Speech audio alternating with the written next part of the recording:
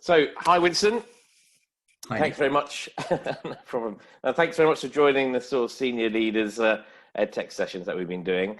Obviously, we've known each other for a really long time, but Yeah. just for the audience's purposes, really, So, why don't you just tell us a little bit about yourself and what you're doing at the moment? You've been around a number of different companies and been in EdTech for quite a while, and that's why we've known each other for a while. But let us know what you're doing at the moment. So I'm Winston Poyton. I work for a company called RSA, and I'm their senior product director.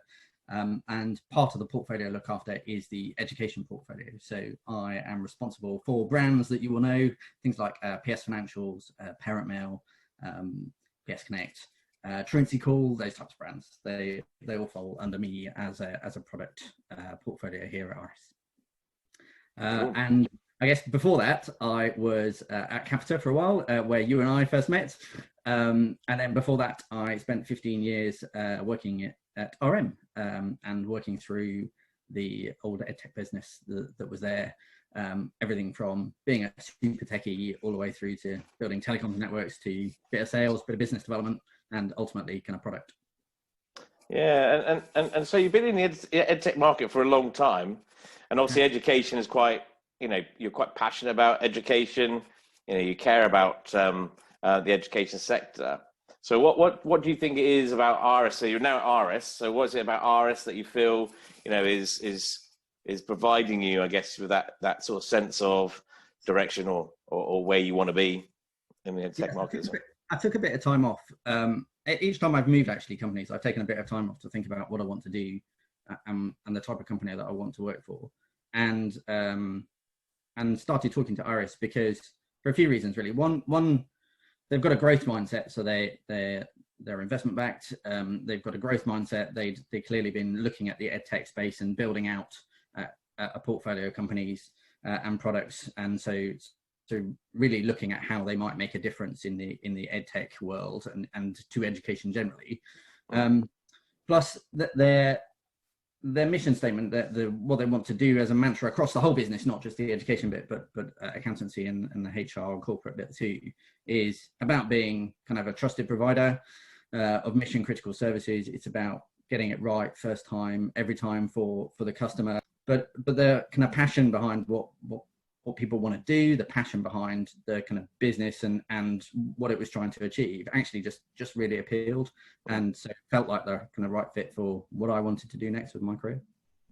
Yeah, it feels like there's going to be lots of challenges. So you've got which I appreciate you probably love as well, but ultimately you've just recently bought iSAMS. I think you've got lots of bits of education. Sometimes I don't necessarily feel there is a single message about the whole proposition. I assume that's one of the reasons you've come in to do and sort of change. Yeah, I think that's fair. I think at the moment where the education portfolio is that house of brands, if you like. So we've got the PS Financials brand, we've got the Parent Mail brand, and now the iSAMS brand. And I think what you'll see from us over the next 3 to 9 months is that bringing together under the RS Education brand and bringing it together so that it isn't just a separate house of brands.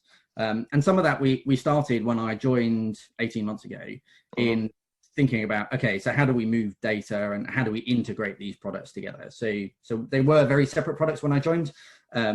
But now we've got things like Plus Pay, which is the payments engine in Parent Mail, automatically moves data to RS Financials. We can automatically pull all your pupil and student and teacher information out of your current MIS and put it into PS Connect or into your asset system. So we've got much greater integration than we had.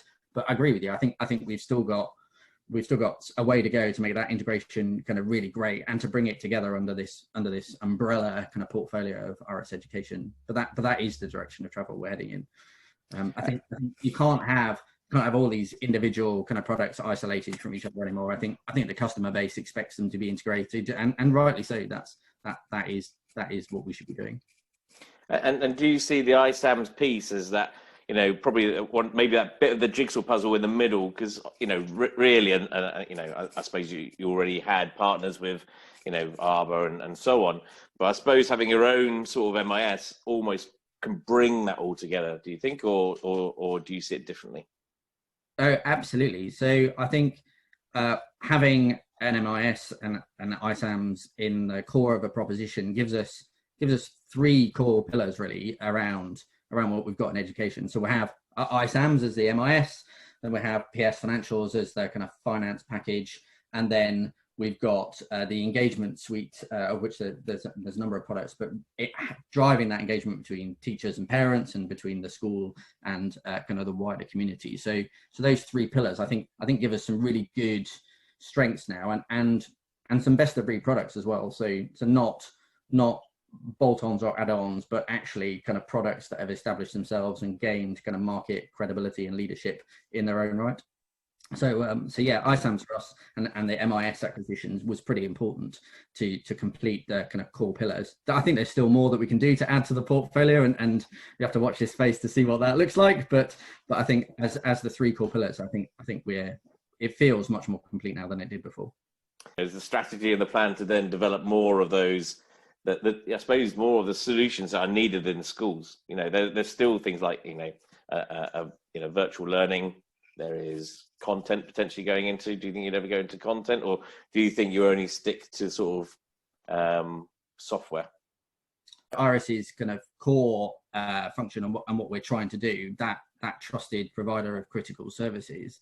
I think there's lots of people doing content really well at the moment, and for us to go in and disrupt that space is different from what we're doing. So for me, that core administration, management, the kind of driving the school and providing aggregated data insights, or providing kind of efficiencies across software through single vendor, whatever that is, that's where our focus is certainly at the moment and for the foreseeable future.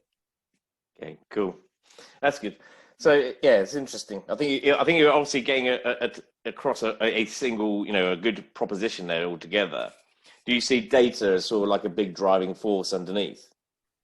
Absolutely. So I think if you look ahead and you see what's happening in other industries and you see what people are doing, data is driving pretty much business decision making. Is driving being able to feed information back to people to help them make those decisions in the first place. And I don't see why it shouldn't apply to education. We've got a wealth of data that's there. I think the bit that nobody seems to have really grasped yet or worked out how to do is to then turn that into some actionable insights. So how do you present that in a way that either confirms the teacher or the education leader or whoever it is, their decision making, and supports them to give them the confidence that it's heading in the right direction, or to help them actually where they're struggling or where they want some alternative ideas. Can we use the data to push that insight through? So I think driving data, pulling it together, trying to find things that it's difficult to find with a human, so applying a bit of machine learning, a bit of artificial intelligence to it, and then visualizing that in a consumable way, appreciating that not all of us are techie nerds like you and me that get on with all of that stuff. So finding a really good way to make it accessible and consumable, I think that will play a big part in the future of education, and what we do as software vendors, and trying to bring it back to the whole kind of ethos is why most of us are in education. So we're here to try and make a difference, right? Yes, software is what you and I do and have done for a long time, but actually, when you boil it down to why we're doing it and why we're doing it in education, it's to try and make a difference, and to try and make a difference to every child that passes through the education system, and to try and support those people in the front line as leaders in education, to try and support them to make the best observations, the best choices, the best decisions that they can, and push that forward. That's why we do this. So for me, as you know, with me, the software is interesting, but is a byproduct of trying to get that stuff done. I totally agree. I think, and we probably talked about it many times, but it's interesting how, in other markets, as you've mentioned, they ultimately, the use of data is just the norm now. This sort of, understanding the trends and insights, and the system basically reporting back to you rather than you having to find it, or, you got some dashboards, but you know what those dashboards are going to probably say. but actually finding those unique insights and potentially some of the sort of interventions that could be successful. I think it's not there at the moment, and it hasn't been there for a very long time. Why do you think it's such a challenge? Yeah, good question. I think so. I don't think any one vendor at the moment's got enough data. So all these things that you see with Google doing things or Facebook doing things with data, they've got kind of gazillions of data points that they can look for trends and look for analysis within that. And whilst individual schools have got a lot of data, usually going back 20 years on what's happened in education and how they're teaching, actually it's still kind of relatively tiny bits of data. And so I think we need to find a way of sharing that data, making that data more accessible, anonymizing it, whatever we need to do if we're truly going to get any level of artificial intelligence or machine learning. And that's tricky, right? Because sharing data and GDPR, coming across all those kind of funny kind of legislation requirements that you need to do is tricky to do. And I'm not saying we're going to solve that, but I think that's the bit that holds not just education, but a whole bunch of individual sectors back just because of the volume of data. So I think a different approach is needed, which is, okay, so can you from the tasks that you're doing and from the actions that you have taken, record those actions, record the impact of those actions, and then make some recommendations based on how other people have completed those things or achieved those results or seen the benefits of the things that they've implemented. And with ISAMs, you can record and track that information. I know you can in other systems as well. So bringing that together with, and here's some financial data that matches with it, and here's how you engage with the parents of those students at the same time. I think you end up with probably enough data to start feeding in some insights. Whether we'll ever get to AI-driven kind of answers, who the hell knows? But certainly we should be able to get to great insights feeding back into teachers and leaders. I hope so. I agree. I think there definitely are some challenges in doing it, including security, because we know it's sensitive data, children's data and stuff. So there's lots of governance that needs and stepping slowly maybe towards it. But I hope we get to that point where it gives true insight of what you can do with the child to improve on X, Y, and Z. So you've obviously bought ISAM. So we're going back to ISAMs a little bit here. Do you think there is enough space for another MIS? I think the market's really healthy. So there's plenty of room for all the providers that are available in space at the moment. I think we'll see some people move around, and it will be interesting to watch the market share and how it grows, declines over time. But fact remains, there are 22,500 plus schools that need a management information system to drive their school, to help them to do all of those decisions. And so for us, for me at the moment, I'm aware of it, but it's not the focus of our attention. Our focus is to look ahead. What can we do? How do we make the product better? How do we answer some of those long-standing questions that people have struggled with and build that into the software, and use that to drive some change? Who wins what and how the market share shuffles out will sort itself as a result of how people react to what we do, what others do, and ultimately what they decide to go ahead with for their schools. And without obviously giving away too much of your strategy or your sales strategy, but I'm assuming your first port of call will be maths. I'm assuming, because it seems natural. So you've got quite a big share of the financial proposition in maths. So with PS Financials. Yeah, we've got just over 11,000 schools now using RS software in one way or another. As you said, kind of 70+% of the academy schools are using one piece of our software. So there's plenty of opportunity for us to tackle a few parts of the market. What we're doing at the moment is talking to schools. We're going out and talking to multi-academy trusts where we're sharing with them kind of our plans, what we're thinking of doing, asking if they want to help and contribute into them, so that we try and answer some of those things I've talked about, which is how do we help solve some of these problems? What can we do to make your life easier? What problems are you facing? I mean, starting at some of the real fundamentals, so that we can make sure that the product, when we launch to the state sector is absolutely right for the state sector, and absolutely right for the independent and international schools that we have as well. I mean, there are slightly different needs. There are some similarities, of course, but we need to make sure that we've got the product right for the market and the segments that we're going after. So that's where we are at the moment, and it's a bit difficult to tell you anything more than that, but definitely plenty of opportunity, I think, with our existing customer base, and obviously we've had lots of interest from schools phoning us up since we've acquired RSAMs and wanting to get involved and wanting to help us shape it. So really encouraging. Yeah, that is really encouraging. In which case, then you are going to stay competing on multiple fronts. Then you're still going to look at international, independent, and the sort of MAT market, and I guess potentially the maintain market. Yeah, absolutely. So I don't think we're limiting ourselves to any one particular market at this point in time. Our international schools and our independent schools are extremely important to us. They give us opportunity to open up some of RSA's other products and sell into that sector. But also, ISAMS has done a brilliant job of growing in that space and becoming market leader, and continues to grow healthfully, which is one of the reasons they've never really looked at the state market before, because they've been busy focusing on the growth and the potential that they had over in the international and independent space. So the collaboration and the benefits of them joining the IRIS family is that opportunity for us to help them, support them, and take the right product into the state sector. But it will be different. I mean, there are different requirements. So we need to get that right and shape it and make sure it's fit for purpose. But I don't think we're going to limit ourselves to any one particular segment to start off with. I think I'll talk to lots of people and we'll see what happens. That makes sense. So I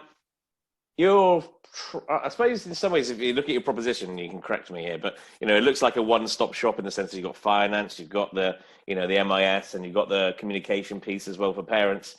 So that's quite similar to a sort of a Bromcom view on the world, in the sense of they're looking at the one-stop shop. They believe that lots of multi-academy trusts, and it's true.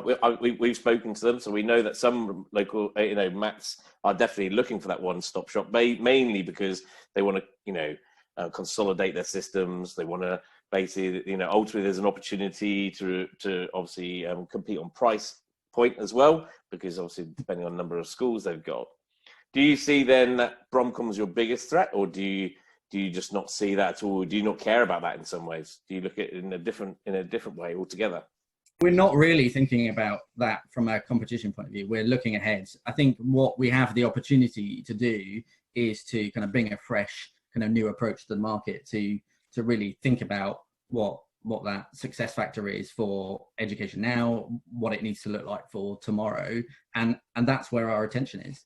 I think there are benefits from schools and MATs being able to procure from a single supplier. Certainly commercially, it's usually advantageous.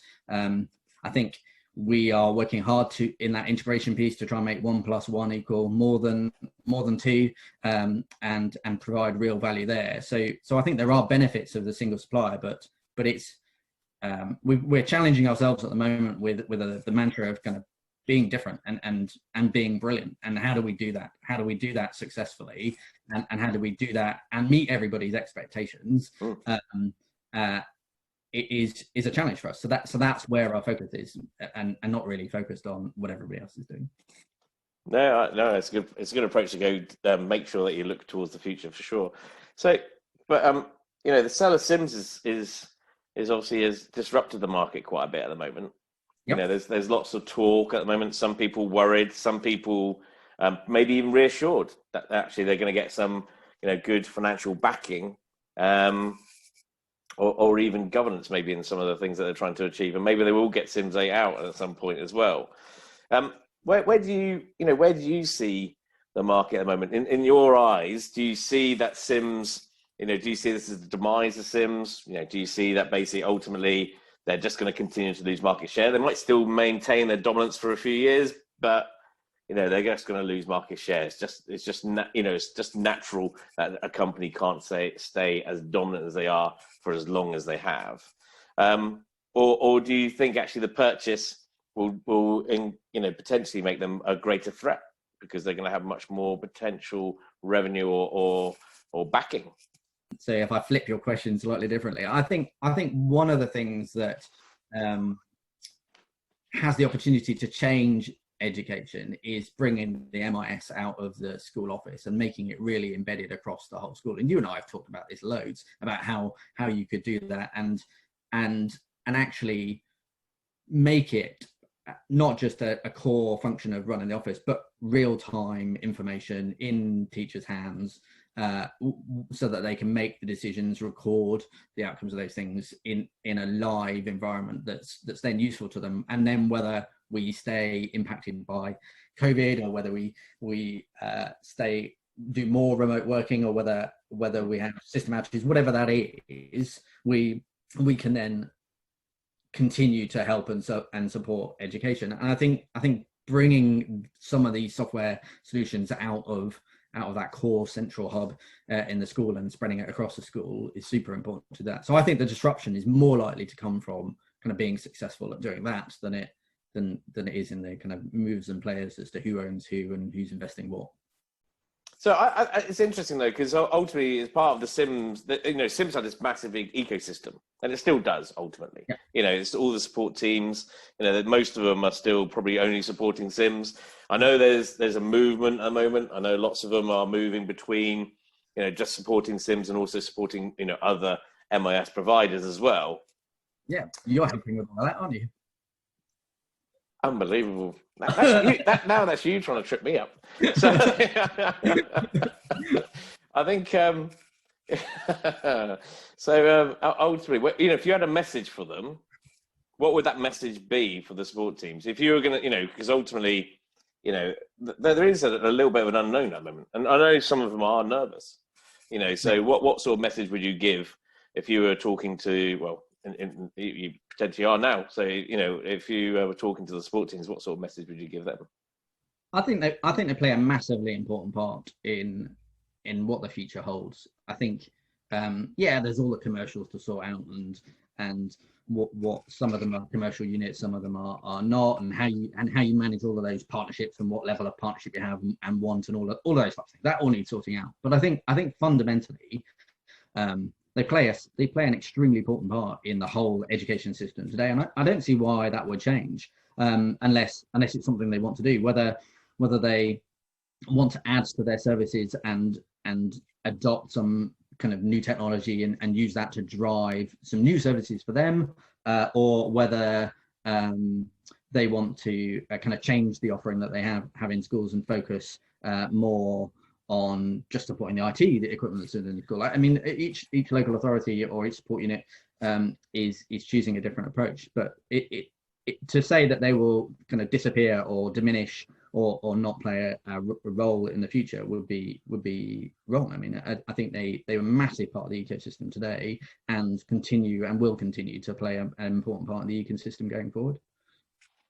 And do you think they deliver different types of services going forward? And the reason I say this, my recent sort of experiences that, when it comes to problems and bugs and things, ultimately with the later sort of challenger MISs, there isn't so much of that going on. I think one of I think I was talking to James at Arbor, and you're talking maybe 4 cases per school a year at max, that sort of thing. So it's because it's so easy to change, isn't it? You can basically update the system because it's cloud immediately. As soon as you find an issue, you can update it immediately, and so you don't necessarily get all the latency problems or fixing problems as you do with an on-prem system.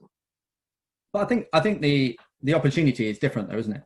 So I mean, quite frankly, nobody wants to be fixing bugs in software. Nobody wants to be kind of phoning up and dealing with that and managing that. So actually, we want to get rid of all of that. I mean, that's the kind of holy grail of writing great software, is to make sure that none of that stuff exists. Yep.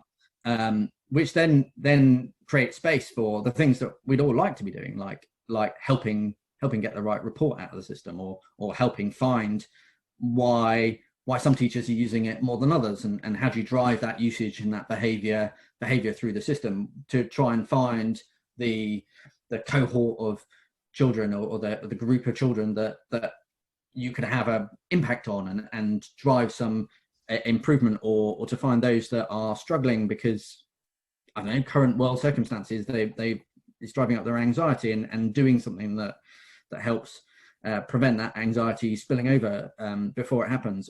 All of those things are a million times more important than worrying about bug fixes, and endless possibility for people to step into that space and provide services to support that. So I don't see that as being a threat at all. I think there's it's time to think differently, and to, as we say, kind of think differently, be brilliant, and find new opportunities to really stretch how we accelerate the UK's view of education, and the UK standing in the kind of world of education. And do you think, I suppose in some, actually it's a question, do you see that as a partnership that you need to build together? Because obviously what the systems can do potentially, they know what the schools need, so there has to be that sort of two-way sort of partnership.